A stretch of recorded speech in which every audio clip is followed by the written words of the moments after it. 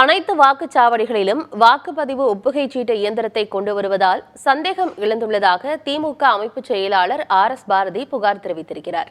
நாடாளுமன்ற தேர்தல் ஏற்பாடுகள் குறித்த அங்கீகரிக்கப்பட்ட அரசியல் கட்சிகளின் பிரதிநிதிகளுடன் இந்திய தலைமை தேர்தல் ஆணையர் ராஜீவ்குமார் ஆலோசனை மேற்கொண்டார்.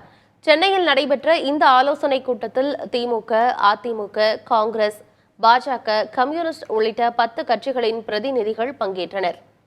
மாவட்ட தேர்தல் அதிகாரிகள் மற்றும் காவல் கண்காணிப்பாளர்களும் ஆலோசனைக் கூட்டத்தில் பங்கேற்றனர். தேர்தல் முன்னேற்பாடுகள் குறித்தும் பாதுகாப்பு அம்சங்கள் குறித்தும் கூட்டத்தில் ஆலோசிக்கப்பட்டது.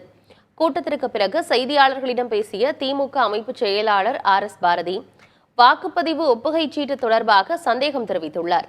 பொதுமக்களுக்கு நம்பிக்கை வரும் வகையில் தேர்தல் ஆணையம் நடந்து கொள்ள வேண்டும் என RS பாரதி கூறினார்.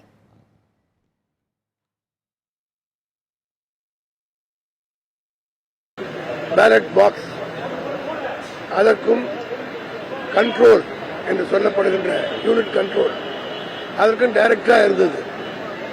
இதற்கு இடையிலே இப்பொழுது விவிபேடை கொண்டு வந்து வைக்க வேண்டும் என்ற ஒரு புது நிலையை கொண்டு வந்திருக்கிறார்கள். இது சட்டத்திற்கு புறம்பானது. ஆக அளிக்கின்ற வாக்கு டைரக்டா கண்ட்ரோல் யூனிட்டுக்கு போவதுதான் நம்பகத்தன்மையை உருவாக்கும்.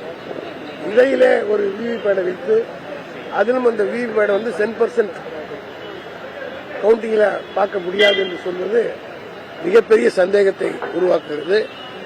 அதோடு மட்டுமல்ல, தேர்தல் ஆணையமே இது போன்ற வழிமுறைகள் பின்பற்றினால் 1 to 2% வரை எரர், அதாவது தவறு நடப்பதற்கு வாய்ப்பு இருக்கிறது என்று அவர்களே ஒத்துக்கொள்கிறார்கள்.